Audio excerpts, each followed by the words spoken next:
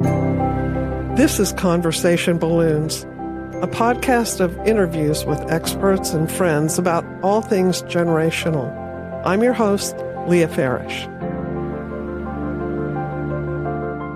This episode is sponsored by the Herzog Foundation. Friends, we are welcoming someone who has unique credentials to talk about the issue of how to honor our parents, especially when they are dependent.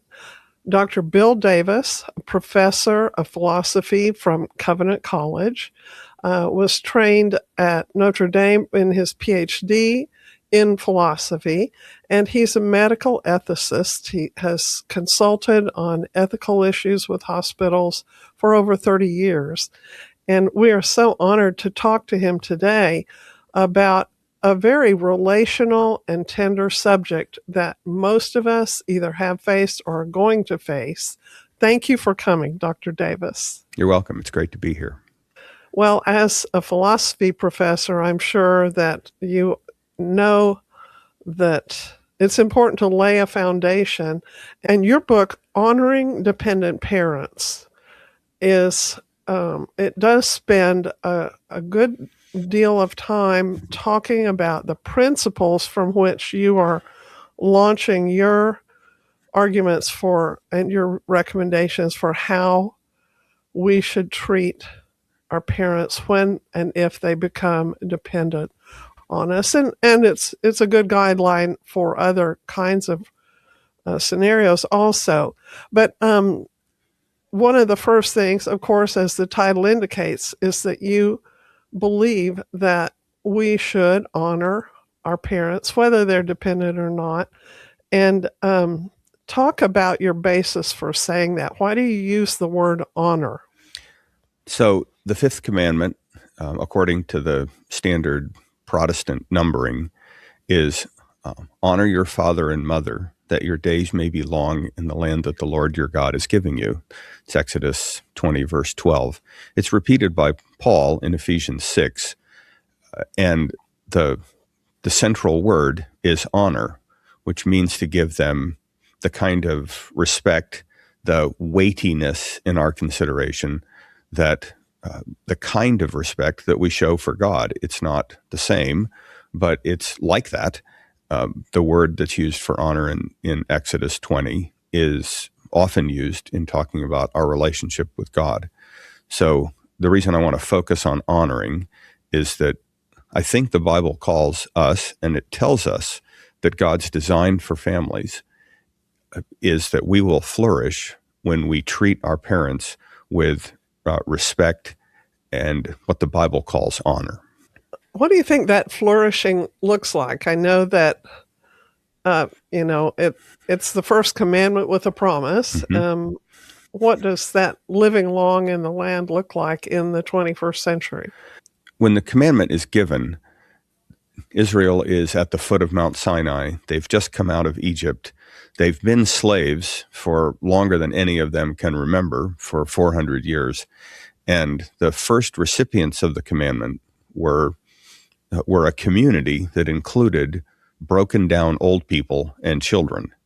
And no social safety net, no government social safety net.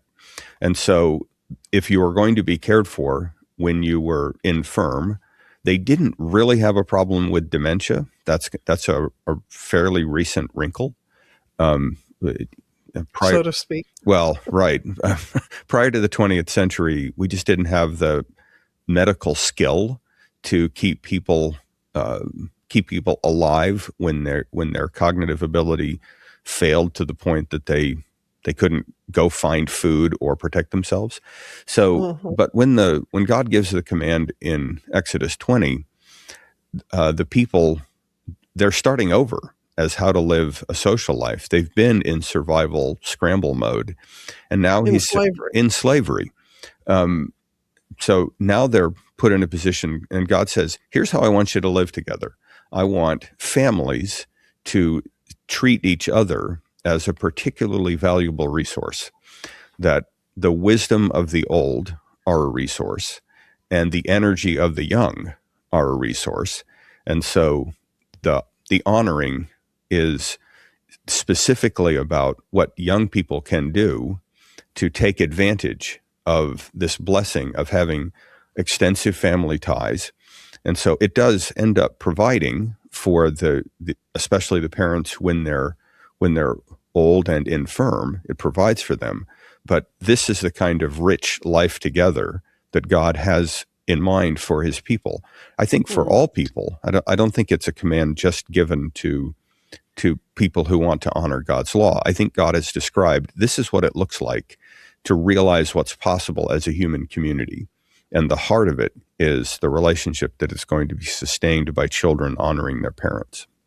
I was reading in Leviticus last night, and you may have this on your heart, but I had never noticed this. It says something like, rise up and honor the aged among you and those with white hair. And it reminded me of Proverbs 31 that Yes. says, the godly woman, her children will rise up and call her blessed and everything. So there's a broad kind of a categorical and a family command to honor the elderly.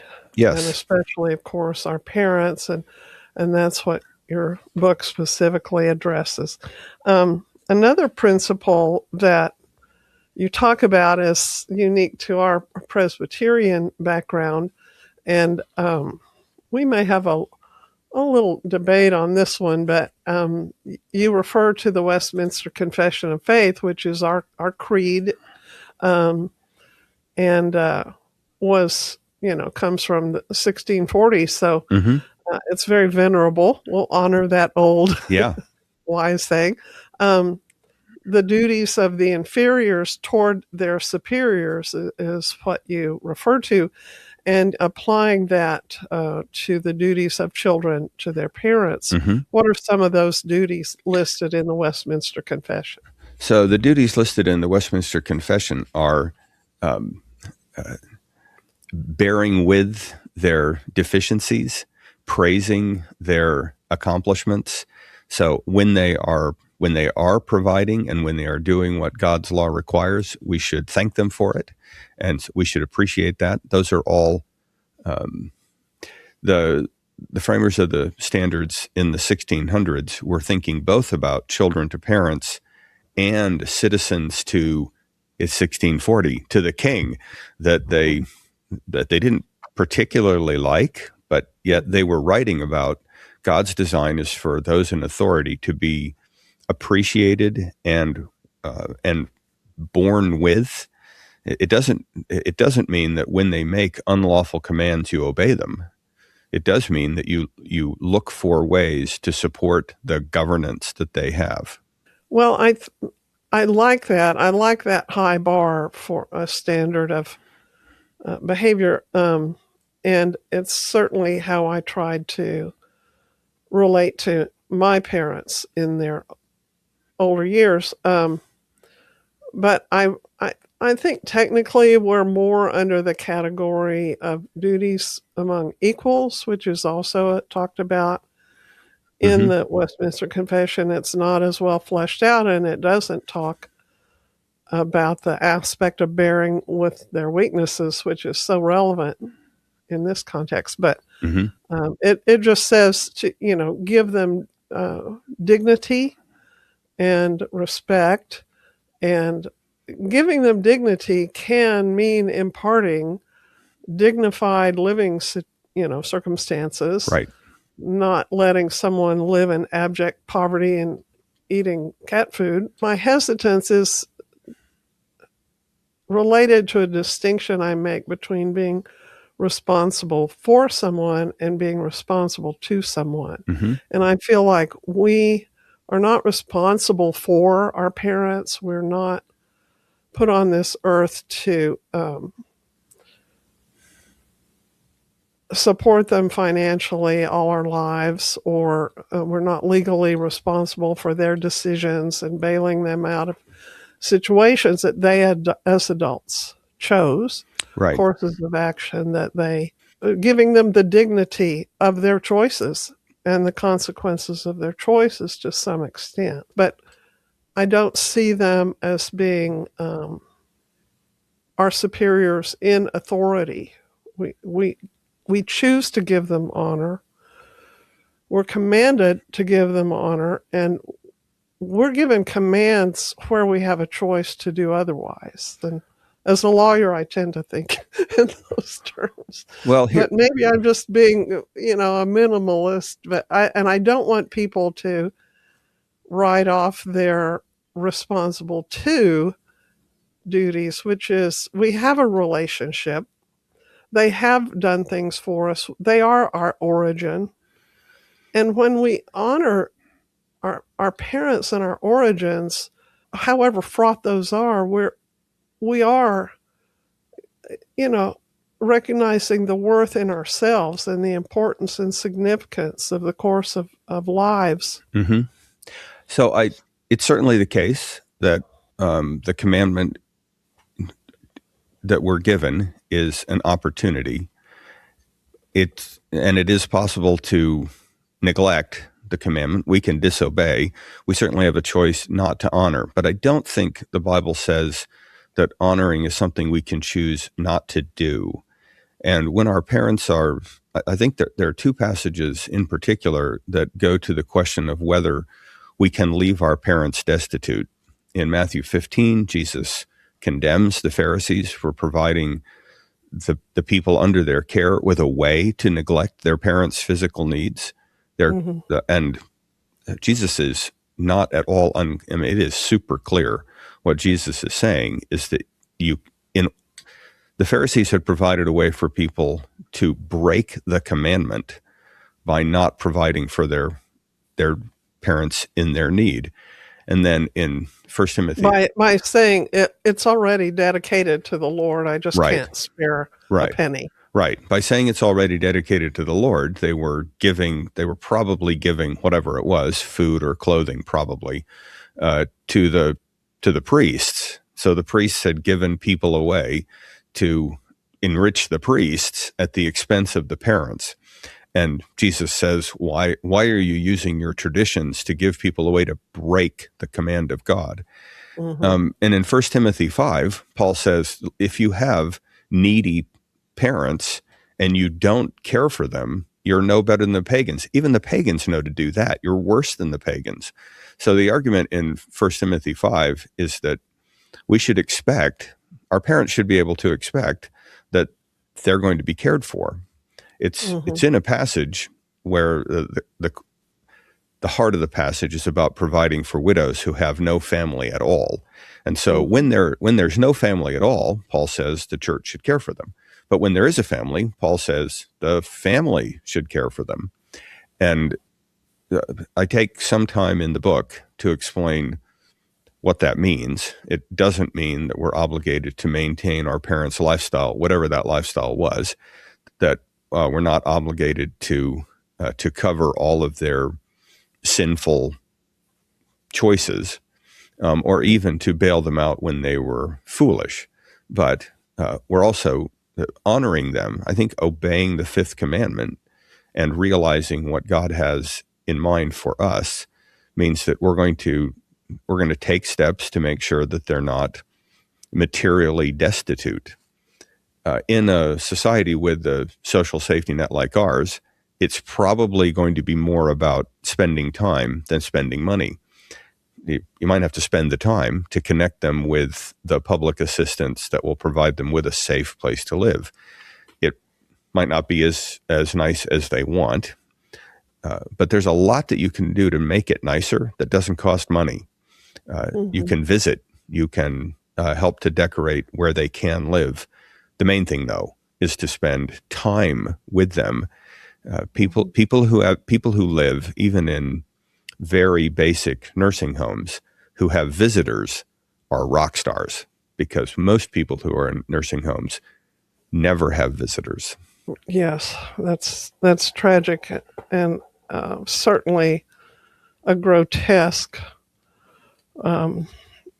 representation of a Christian charity when you have parents that are lonely. Yes. So I wanted to back up to what you said from a legal perspective. Um, I don't think it would be productive for the law to require this, for to send in the lawyers to determine whether children are providing what their parents need. That doesn't seem like a good use of public policy or lawyers' time. I Mm-hmm. do think it's something for Christians to be calling each other to. That if you have friends at church whose parents are living in squalor and their children are spending money on frivolous things when their parents are living in squalor, I do think it's appropriate for someone to take them aside and say, "Is this how you want your children to treat you?" Because that's what you're setting up.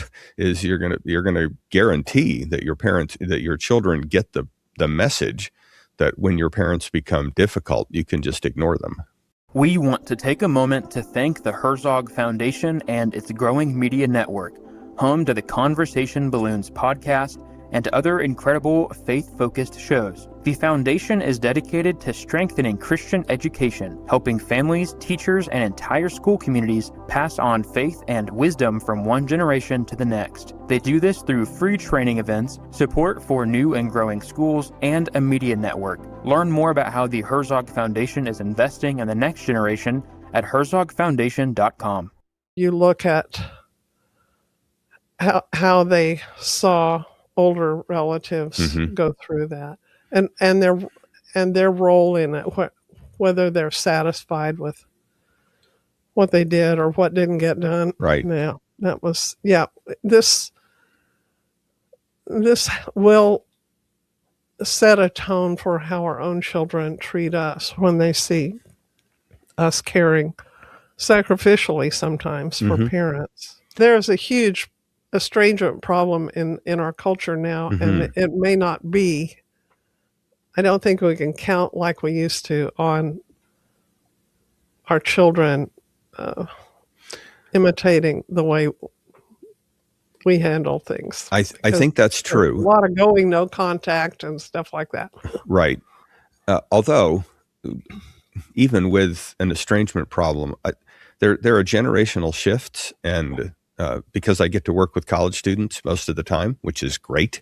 The good news is that the current 20-year-olds are much more likely than, and I don't have good explanations for this, but they were in middle school during COVID, and they Mhm. crave social connection and opportunities to spend time with anybody, but especially older people.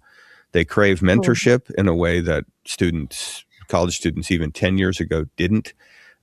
20 years ago, they were interested in mentors because they were networking opportunities. And Mhm. now they're interested in human connection. They're, Mm. I think that if older believers, and I'm 66, so pretty old, I think if older believers reach out to younger believers and say, can we get a cup of coffee? I'd like to hear about your life. Uh, they're going to be much more receptive than they're expecting. I think there's a Mhm. real hunger for human connection, and the church is a great place for the older generation to start talking to the younger as friends, and not Mhm. as people who are there to correct or criticize. Which, and there's plenty of that, but just hearing each other's stories makes a Mhm. big difference. I'm hopeful. I'm seeing some trends in Gen Z too about and some trends in housing of Hmm. more multi-generational housing being built and sought. It's very much at a premium now, and I think a lot of immigrants and other cultures showing us the way on that is happening, which is healthy. The last principle I want to talk about, and then we'll talk about a few specifics from your book. You found it valuable from experience that we adopt the attitude of performing the older dependent parents' wishes as they would have liked them executed when they were okay, when they were in their best mind. Right. How does that work out? And can you give us some examples of why that's important? So there are standards in the law where you imagine what a reasonable person would do. Right. So you can be held liable if a reasonable person would have known better. And some of our parents are clearer thinking, or they were, like before they had cognitive alteration, or before they became socially isolated and emotionally distressed because of it, or because they become physically infirm in a way that overwhelms them. They thought pretty clearly. They thought more clearly than a reasonable person, than the legal standard of a reasonable person. And the goal in honoring, so to honor, as far as I can tell, and I argue in the book, honoring in Scripture has three parts: to respect them, which means to heed them, to take seriously what their advice would be, and not forget them; to defend them from material destitution, and not to expose them to ridicule. So there's some defending of their reputation involved. And then to encourage them, to praise them for what is estimable, and not to mock them. And we live in a culture that values mocking highly, and that one turns out to be pretty hard, because most of our social opportunities encourage us to make fun of old people. And our parents are particularly, we got lots of data on how our parents are worthy of certain kind of ridicule, and we shouldn't be doing that. We wouldn't want it done to us. And because our parents have become vulnerable, it's particularly tempting, because they probably can't do much about it anymore, even if they could recognize that it was happening. So in order to respect our parents, the principle of making the choices, especially when we're making choices about their things, about their money, about their time, about their health, about their reputation, when we're making those sorts of choices, we would like to make choices that they would recognize if they had their ability to think it through restored.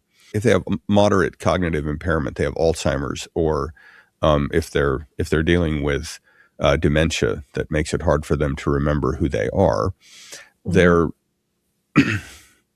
they probably can't appreciate that you're making choices that are the ones they would make. So what that means in practice is getting people talking about what they remember about the choices their parents made. What did they value? Recently, I was working with a family, and there was a health crisis. The parents, both parents, one of them had fairly significant cognitive impairment, and the other not so much, a little, but not so much. And they had lived 3 hours from their children in the house that they'd grown up, how that they had lived in for most of their lives. And then they had a health scare, and in order to get the medical attention that they needed, the children brought them the 3 hours to a hospital very close to where the children lived. And then they went from the hospital to a rehab facility. And when they got out of the rehab facility, the children had found a place for them to live close so that they could look in on them and make sure that they were safe. But the parents had said, no, they wanted to go back to the house where they'd had the health scare, the house that was still theirs. They wanted to go back and be 3 hours from their children. In the whole process, they had given the children the authority to make these choices for them, for their own good. The children were agreed that the parents should not be allowed to move back to the house where they'd had the health scare. And that didn't seem quite right to me, because it wasn't their life. I said, so what are the likely outcomes between those two? They said, well, if they stay close to us, they could live 7 or 8 more years. I said, and if they move back to the house that they've lived in all their lives, they might live only 3 or 4. Could be even less. But I said, but it's their life. And they would like to die in the house that they've lived in as long as they can remember. They'd like to die in the church that they've been attending for most of their life. They would like to be surrounded by the people that they've known most of their life. And the children thought that a reasonable person would want to live as long as possible. So I said, I think that if your parents could together could tell you, we've thought it through, we would like to live a little bit shorter lives in order to live in the house that we've known all our lives. I think that's what they would want. We didn't settle it on that call. And then a week later, the children had met and they had decided, they had prayed about it, and they had decided that it was their parents' lives. The parents wanted to move, but there were parts of it that they couldn't figure out or do. And the children changed their position to, we're going to help you move. Interestingly, as soon as the children said, we want to make sure you can be where you want, the parents said, we want to stay here. Oh, yeah. So I don't know whether the whole thing was a test to see if the parents might just have been wondering whether the children were thinking of them as children and just taking over for them. Or it could be that the parents thought through what they really wanted. And they no, we would like to live. And having conversations, and not quick ones, having conversations where people have an opportunity to hear each other and really listen and ask questions and figure out reasons, rather than trying to get to an action plan immediately. And that does turn out to be a challenge. The idea that we'll have to spend our money on our parents that's daunting, but I think many people would rather spend money than time. Yeah. Spending the time to listen to your parents and show that you're interested in how it's seeming to them, and show that you've thought through what their values had been their whole life and how it would fit with the values that they had expressed and that they had tried to teach their children. That's pretty healing all by itself. Thank you so much for thinking with me about this today, Dr. Davis. And would you be willing to come back and talk about more specifics of scenarios and some of the recent developments that are so interesting in care? I noticed you talked toward the end of your book about avatars and robots and things like that that may help with companionship with our elderly, and whether that's ethical. And there's much more to talk about, and I hope you can do that sometime. Okay, I would enjoy that. Thanks so much. Dr. Davis's book is Honoring Our Dependent Parents. And Bill, do you want to tell us where they can get it? Is it out yet? So it'll be released on June 17th, 2026. It's available for Amazon pre-order. Honoring Dependent Parents, Presbyterian and Reformed Publications, 2026. Great. Thank you so much. And everybody, this episode is brought to you by the Herzog Foundation, and we thank them. They remind us that the views and positions expressed may not necessarily reflect those of the Herzog Foundation, but we're doing our best. Thank you. Bye-bye. Subscribe and review Conversation Balloons on your favorite podcast platform. Find me at leahfarish.com and on Instagram at LeahFarish.